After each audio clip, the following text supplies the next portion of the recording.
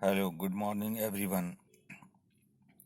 Ukrainian president Zelensky बोल रहे हैं कि पुतिन के मरने के बाद ही रशिया यूक्रेन वार ख़त्म होगी और पुतिन को अब मर जाना चाहिए।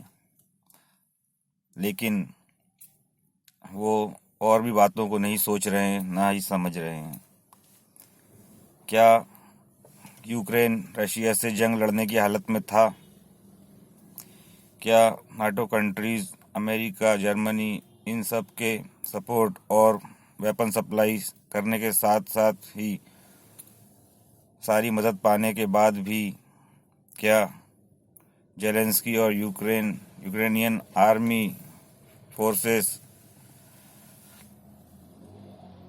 रशिया से जंग लड़ने की हालत में थे, या वो अपने नागरिकों को या अपने लोगों को बचाने की हालत में थे, बचाने में सक्षम थे?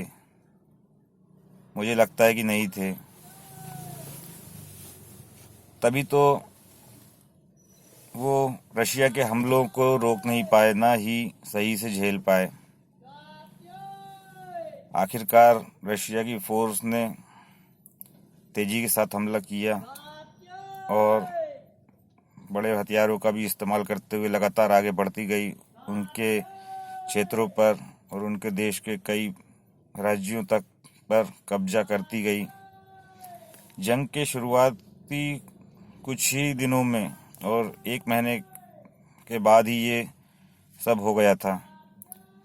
तब भी यूक्रेनियन प्रेसिडेंट जेलेंस्की के पास समय था ये सोचने और समझने का कि जंग लड़ना और नाटो में शामिल होना एक अलग बात है, और अपने लोगों की ज़िंदगी को बचाना, अपनी सेना को, अपने नागरिकों को, अपने देश की ज़मीन को बचाना, ये एक दूसरी बात है जो कि मेरे ख्याल से ज़्यादा बड़ी बात होना चाहिए, ना कि किसी के उकसावे में आकर या हथियारों से हिम्मत पाकर किसी बहुत बड़े पड़ोसी मुल्क से लड़ जाना, भिड़ जाना।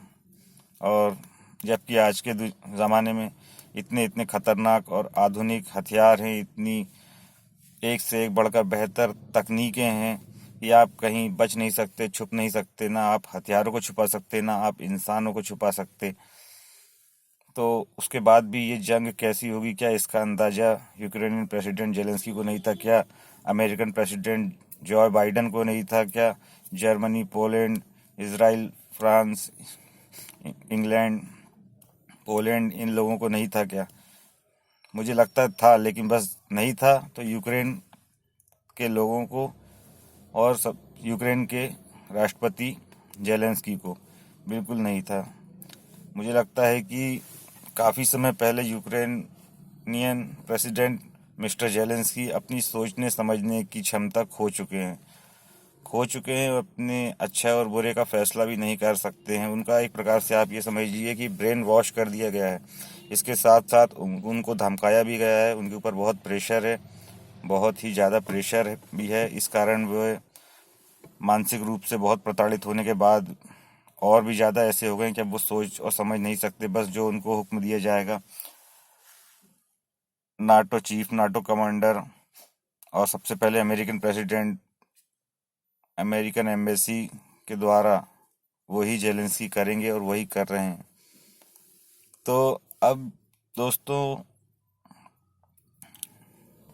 जंग के परिणाम के बारे में तो मैं आपको सेकंड वीडियो में कुछ कहूँगा, लेकिन अब ये सोचना है यूक्रेन की जनता को, वहाँ के पॉलिटिशियंस को, वहाँ की मिलिट्री को और वहाँ की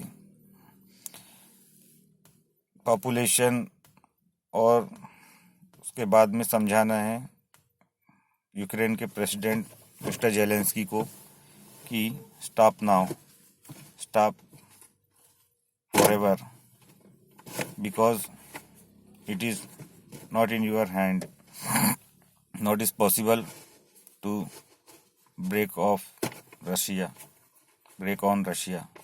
Okay, thank you friend for listening me.